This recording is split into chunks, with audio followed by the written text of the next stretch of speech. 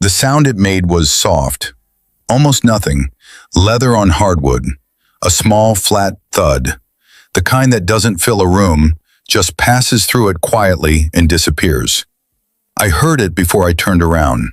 I had set my briefcase on the chair beside the door while I took off my coat. 15 seconds, maybe less. When I turned back, it was on the floor, next to Connor's feet. He had moved it without asking, without looking at me when he did it, without breaking his sentence to Elliot about something in the kitchen. I stood there for a moment, not from shock, from recognition. Because a man who moves something that belongs to you, without thought, without pause, without the faintest consideration that it might matter to you, is not being careless. He is being precise. He is telling you exactly where he has placed you, and he is so certain of that placement that it doesn't even require his attention. I looked at the briefcase on the floor. I picked it up.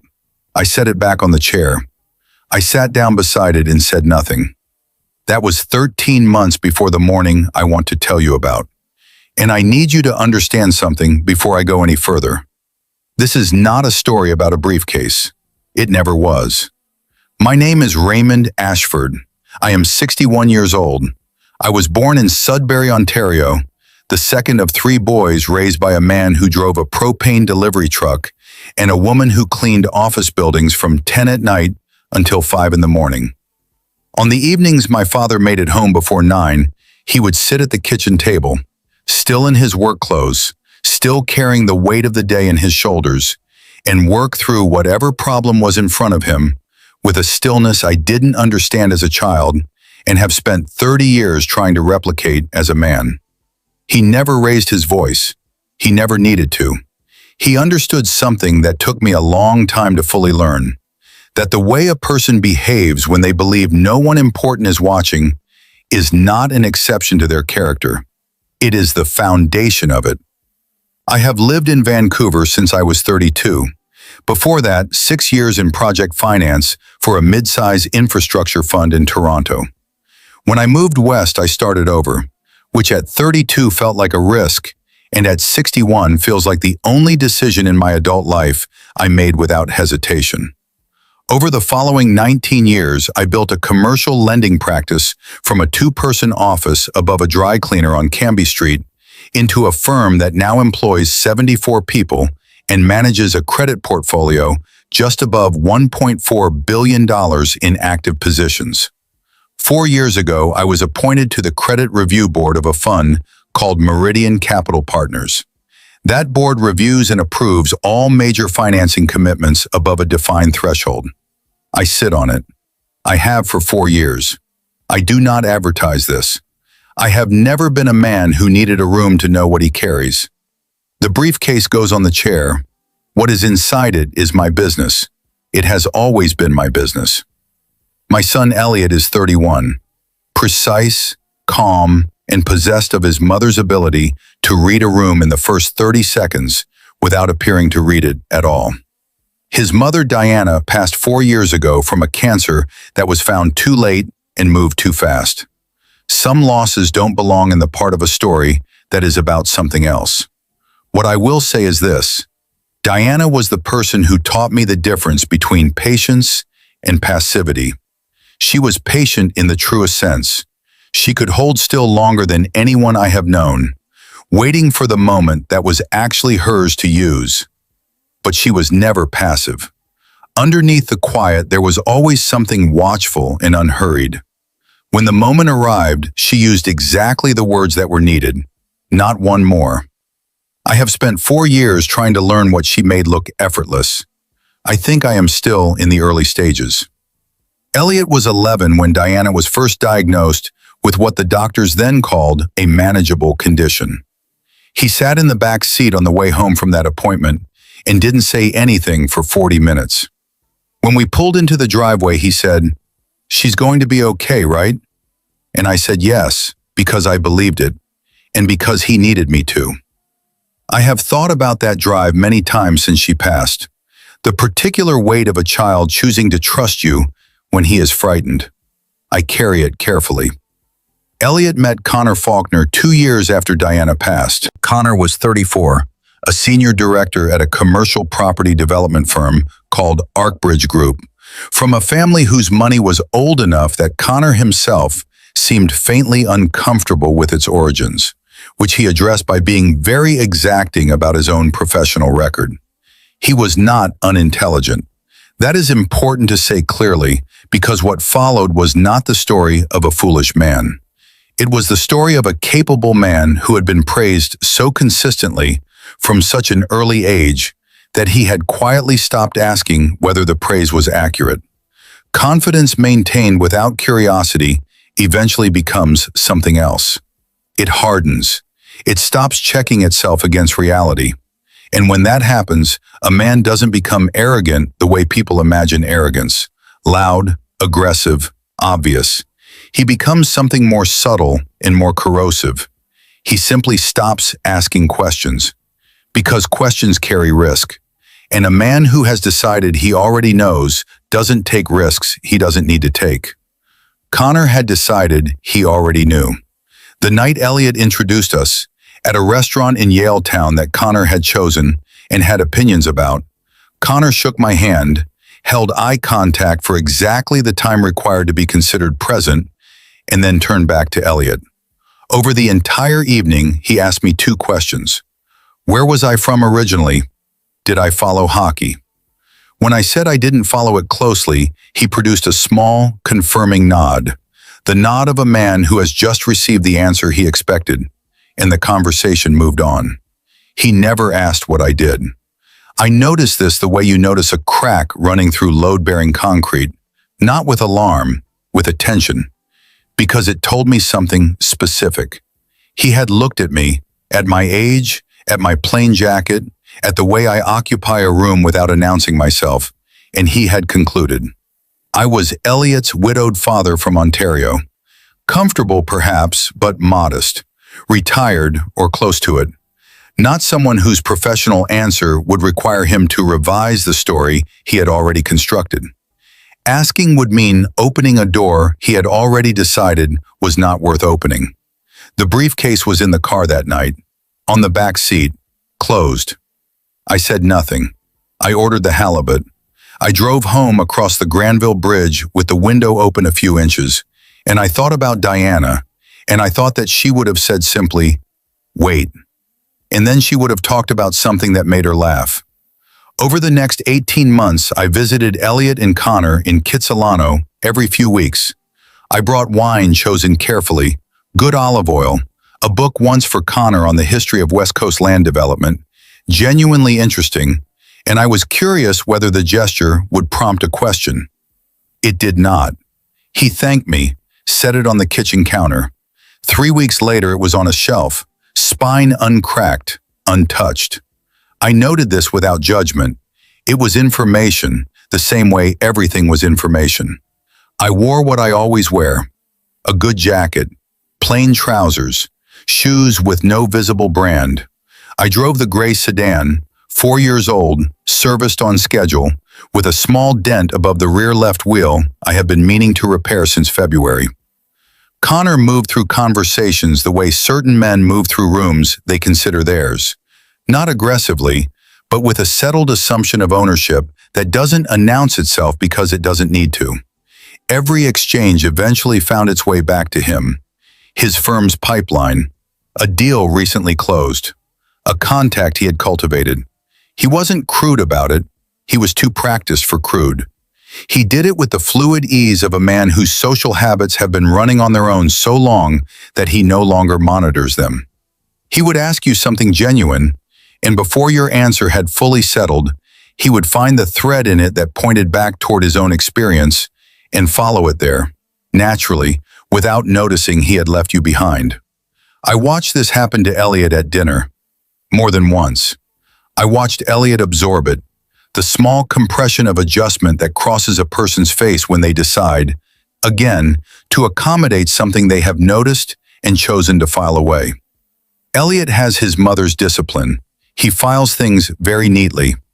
At a dinner in March, I mentioned a commercial zoning decision near the port, something I knew the specific details of. Meridian had reviewed a directly connected file 4 months earlier. Connor interrupted me before I had finished the second sentence.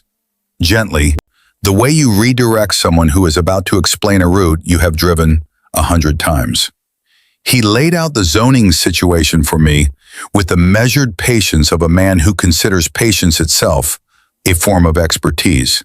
He was broadly accurate. He was wrong about two specific things that would have mattered enormously in a real transaction. I thanked him for the context. I picked up my wine glass. Elliot looked at me from across the table. His eyes said, "I see this. I see you letting it pass. I see you choosing that." He was right on all three counts. And that is where I have to be honest about something I did not want to admit for a long time. I told myself I was being patient, the way Diana was patient. I told myself that a man who doesn't need to correct every wrong impression is a man who is secure enough not to require it. That silence, chosen deliberately, is its own form of dignity. I believed this. For most of those 14 months, I believed it without question. But somewhere in the distance between the briefcase on the floor and the morning I am about to describe, I began to hear a different question underneath that belief. Whether what I was practicing was actually patience, or whether it had become something quieter and less honest. Whether I was waiting for the right moment, or whether I had simply grown comfortable with the cost of never speaking. Diana's patience always had a direction. It was aimed at something. Mine, I had to acknowledge, had lost its aim somewhere along the way. I was waiting without intention. And a man waiting without intention is not being patient. He is being absent. That distinction cost Elliot something. Not dramatically, not in ways that could be easily named, but in the accumulation of evenings where his father sat quietly, while something that shouldn't have been allowed to pass was allowed to pass. That was mine to own. The engagement was announced on a Thursday evening in September. Elliot called from outside somewhere. I could tell from the quality of the sound, a little wind, and open space. His voice was level in the way it is when he is containing something that is larger than level. Connor had asked him that afternoon. He had said yes. I stood in the kitchen with the kettle going, and I felt, without complication, glad. Whatever I had observed about Connor Faulkner over 18 months, I held it completely separately from what I felt about my son's happiness. Those were two different things. They required two different rooms. I was careful never to put them together. I told him I was glad. I meant every word of it. The engagement party was held on a Saturday in October at the Faulkner family home in West Vancouver, a property above the water with the kind of view that makes every conversation feel slightly provisional, as though the real things are happening elsewhere, just beyond the railing. Connor's mother, Helen, ran the evening with the invisible precision of a woman who has hosted enough of these events to have developed convictions about every element of them. 65 guests catered, open bar, a terrace strung with warm light, and flowers chosen to look as though no one had chosen them. I arrived alone, on time, in the gray sedan. Helen met me at the door with both hands extended and a warmth calibrated exactly to the category she had placed me in. She guided me efficiently through the main room and out toward the far end of the terrace near the garden hedge, away from the central heat lamps, away from where the photographer was set up. She introduced me to a couple named the Brennans. Phil, retired after 28 years in commercial painting. Joanna, who had run a plant nursery in North Burnaby for 2 decades. Phil Brennan had a story about a heritage restoration job in Gastown that made me laugh in a way I hadn't in months. The good chairs were at the other end of the terrace. Connor's family's world was assembled there. The warmth, the view, the photographer, the people whose names connected to other names that connected to things that mattered in this particular version of the world. I sat with the Brennans and drank a scotch and watched the evening from where I had been placed. At some point during the party, I noticed Elliot watching me from across the terrace. Not with apology, something older than apology, something that looked, from that distance, like the face of a man taking careful inventory of what he is seeing and not yet certain what to do with it. He was 11 years old in that look, in the back seat of the car, deciding whether to trust what I was telling him. I held his gaze for a moment. Then I turned back to Phil Brennan. Connor's father, Douglas, made a toast. Tall man, politician's ease, a voice accustomed to filling rooms without effort. He welcomed Elliot warmly, said specific and genuine things. I will give him that fully. And then he gestured outward, vaguely, toward the far end of the terrace where I was sitting, and said they were so glad Elliot's family could be represented this evening. Represented. Not here, not with us, not welcomed. Represented. Like a flag sent in place of a person. He had already moved to his next sentence before the word finished landing. I raised my glass toward Phil Brennan. He raised his. We said nothing about it. On the drive home over the Lions Gate Bridge, I thought about Diana for a long time. I thought about the first apartment we shared in Toronto, the radiator that knocked at 2 every morning with the persistence of someone working through an unresolved argument inside the walls. I thought about how she would fall back asleep in 4 minutes, and I never could, and how without waking she would place one hand on my arm, and somehow that was the entire answer to whatever I was lying there turning over. I thought about what she would have said on the passenger side with the bridge lights moving past. She would have been quiet for a while, and then she would have said, "You know exactly what this is. You don't need me to confirm it." Then she would have found something small and specific to notice outside the window, because she understood that sometimes the most useful thing you can give a person is a place to rest their eyes. I drove home. I made tea.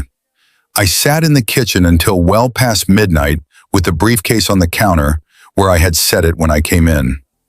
Now I need to tell you something I perhaps should have mentioned sooner, though I have been told by my accountant, by a colleague, and once by Elliot himself, before he understood the full extent of it, that when I do tell it, it sounds either eccentric or calculated. I want to say plainly that it was neither. Arkbridge Group, Connor's firm, had for 22 months been working toward a major project financing commitment, a large mixed-use development in Richmond, the kind of deal that, above a certain threshold, requires external credit board approval before it can proceed. The board they needed that approval from was Meridian Capital Partners. I had been on that board for 4 years. The Arkbridge file had been sitting in front of us for 7 months. I had read it completely. I had, in an internal review session 8 weeks before the engagement party, raised 4 specific questions about the demand assumptions in the residential component, about a particular clause in the proposed credit structure that the Arkbridge team had been working to address ever since. Connor Faulkner did not know I existed in this capacity. He had never asked Elliot what his father did. He had decided in the first minute of knowing me that the answer was not worth the question. He needed one signature from one board. I was on that board. That was all of it. Nothing arranged. Nothing engineered. The simple, clean consequence of a man who closed doors too early, walking into a room where those closed doors were the only ones that mattered. The board session was scheduled for a Wednesday morning in January. I had it calendared for 6 weeks. The night before, Elliot called. Lighter than he had sounded in a while. He and Connor had had a good stretch of days, and he was talking about Japan in the spring, a trip they had started planning. I listened. I asked about a gallery show he had mentioned weeks earlier. I told him I had an early start and should sleep. He said, "Take care of yourself, Dad," the way he always says it, which sounds like a statement but arrives like a question. I said I was well. I said I would call him Thursday. I want to be precise about what I did and did not do, because I understand that precision is the only protection against a story becoming something it isn't. I did not arrange the timing of what happened. I did not steer the Arkbridge file toward my board. I did not position anything to coincide with anything. The process had been running for 7 months before the engagement party, before the briefcase on the floor, before Douglas Faulkner said represented from the center of his own terrace. I had simply continued doing my work, and no one on the Arc Bridge side had thought to ask who was sitting at the other end of the table. The Meridian offices occupy the top floor of a building in Cole Harbor. The boardroom faces north. On a clear January morning, the mountains sit close enough to feel like a weight in the room, like they are present in the meeting, attending to it. I arrived at 7:45. I got coffee. I sat in my seat, second from the head, left side, which is where I have always sat, and I read through my notes for the last time before the Arc Bridge team came through at 9. 5 people, a financial analyst, a lawyer from their external firm, a VP of development named Sandra Cho, someone I knew professionally and someone who was, by any objective measure, the most technically prepared person in their group, a junior associate carrying the materials, and Connor.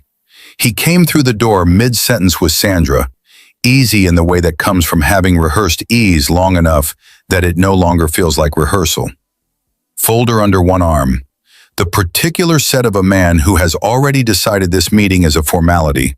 One final corridor between where he stands now and where he has always been going. He looked at the room. He looked at the committee members settling. He looked toward the head of the table. The air in the boardroom did not change. The temperature did not change. The sound of the city 19 floors below continued without interruption. Everything in the room remained exactly as it was. And yet, he found my face, and I watched, in the space of 4 seconds, the entire architecture of what he believed collapse and attempt to rebuild itself. The briefcase on the floor of his apartment hallway, the dinner in Yale Town where he had asked me 2 questions and moved on, the March dinner where he had corrected my understanding of a zoning decision I had reviewed in detail 4 months before he explained it to me. The engagement party terrace, the word represented. All of it, every conclusion, every door closed without checking what was behind it, flowing backward through him at once, looking for somewhere to land. He adjusted his grip on the folder. A small thing, a micro adjustment, the kind a person makes when their hands need somewhere to go. He is a practiced man. It still showed. I let the silence hold for 1 breath longer than the room required. Then I said good morning. I said I believed they knew most of the board, and let me just introduce myself to anyone I hadn't yet met directly. I gave my name, my position, the fund. I looked at Connor for exactly as long as I would look at any other person sitting at that table. I moved on. The briefcase sat on the table in front of me, closed, latched, in the place where it belonged. Sandra Cho moved them into the presentation without hesitating. She had prepared for the meeting she was actually going to have, not the meeting she had expected to have. That is the mark of a serious professional, and I respected it completely. The junior associate advanced the slides. The lawyer arranged his papers. Connor sat very still. He answered when addressed. He did not look at me directly again after the first several minutes. The session ran 2 hours and 50 minutes. My colleagues asked precise and fair questions. I asked several of my own, the same questions I would have asked about any file of this scale and type. Whether the residential absorption assumptions had been stress tested against a significantly slower lease-up timeline. Whether the revised indemnity language addressed the specific exposure scenario I had outlined in the internal review. What the Phase 2 capital draw mechanism looked like if the first phase ran over schedule. None of these were new questions. They had been sitting in the file for months, in my own handwriting. Connor answered 2 of them briefly and deferred the others to Sandra. Sandra answered clearly and with precision. I thanked her for the detail. When the session ended, I stood and moved around the table. The analyst, the lawyer, Sandra Cho, with whom I exchanged a brief word about an industry event we had both attended the previous autumn. The junior associate, then Connor. He took my hand. He held it 1 moment longer than a handshake requires. He said, quietly, so that only the 2 of us could hear it, "I didn't know, Raymond. I should have asked. I said, I know you didn't, and I should have been clearer earlier. I meant both halves of that equally. I had made my own error in what came before this morning, and I was not going to stand at the end of a boardroom table and pretend otherwise. The clarity I had withheld across 14 months had not been dignity. It had been comfort disguised as restraint. And it had cost Elliot something. Not the large things, but the accumulation of small ones. The evenings where his father sat quietly while things went past that a more present man would not have allowed to pass. That was not Diana's patience. Diana's patience had always been aimed. It had always known what it was waiting for. Mine had simply become habit. That was mine to carry. Connor nodded once. I moved to the next handshake. Elliot called 4 days after the session. He asked if we could have lunch, just the two of us. We met at a Japanese place in Kitsilano we had been going to together since he moved to Vancouver at 26. A small counter along the window, always the same 2 seats if they were free, always the same order to start, a ritual that had built itself without either of us deciding to build it. He was quiet after the food came. He rearranged his chopsticks on the rest twice. That is what he does when he is approaching something from a direction that requires care. He told me Connor had told him. He asked why I had never said anything, about Meridian, about the board, about any of it. I told him what I have told you, that what I have and what I do is not who I am when I am sitting across from him. That I wanted to be his father at that table. Not a position, not a portfolio, his father. I said I still believed that was right. And I said that somewhere inside, keeping that line clean, I had made it easier for Connor to be exactly what Connor was, and that I had not served Elliot well by staying so carefully silent for so long. Elliot looked at me. He said, "He wasn't kind to you." I said, "He underestimated me. That's a different thing." Elliot said, "It's not that different, Dad." I said, "No, it isn't." The January light outside the window was low and silver, the kind of flat coastal light that feels like the sky is thinking something through and hasn't reached a conclusion. The street was still wet from rain that had stopped an hour before. Elliot turned his teacup once on the counter, slowly, the way he has done since he was a teenager, working through something at the kitchen table. He said he had been seeing things for a while, not only the evenings with me, the larger pattern, the way Connor sorted the world into people whose attention mattered and people who existed as background. The questions he didn't ask, the doors he closed. Elliot said he had been deciding for some time that these were things he could live alongside. He stopped turning the cup. He said he was no longer certain he had been right about that. I said nothing. That moment belonged entirely to him, and I understood, finally, clearly, the difference between being present and interfering. He said he needed time to think. I said, "Take everything you need." I said, "I will be here regardless of what you decide." And I meant it in the complete way, without the silent condition that sometimes hides inside that sentence. He nodded. We finished lunch. We stayed another 40 minutes talking about the Japan trip, about a book he was reading, about small and unremarkable things. The way you talk when the necessary thing has been said and has been received and no longer requires anything further from either person. The ArcBridge file was evaluated on its merits by the full board. The credit structure was declined for reasons connected to 2 of the 4 issues I had raised in the internal review. The residential demand assumptions did not withstand stress testing. The revised indemnity language, while improved, still carried an exposure the board was not prepared to accept at the proposed terms. I did not advocate in either direction. I asked my questions. I voted with the analysis. That is the purpose of the board. Some people, when I tell this story, find the timing too convenient. I understand why they find it that way. I know precisely what I did and did not do, and those 2 things do not contradict each other. Elliot ended the engagement 11 weeks after our lunch. He called in the morning, calm and clear. in the particular register he uses when he has completed the process of making a decision and is now simply reporting it. He said he and Connor had talked at length and had come to understand that they did not, in the ways that genuinely matter, want the same things. He said he was okay. He sounded more like himself than he had in over a year. "Are you sure?" I asked. He said, "I've been sure for a while. I was waiting until I trusted myself enough to say it out loud." He is still in the same apartment in Kitsilano. He went to the gallery show he had been meaning to get to for months. He texted me a photograph from it, not the full image, just a detail from the lower left corner of one of the paintings. No caption, no explanation. That is how Elliot communicates the things that do not yet have adequate words. I looked at the photograph for a long time. I still have it. Before I finish, I want to say one thing plainly, because I know that the version of this story that spreads furthest tends to be the one about what happened to Connor Faulkner. And I want to be clear that that is not the story I have been telling. Connor did not fail because I was in that room. He failed because his numbers didn't hold and his legal structure had a flaw.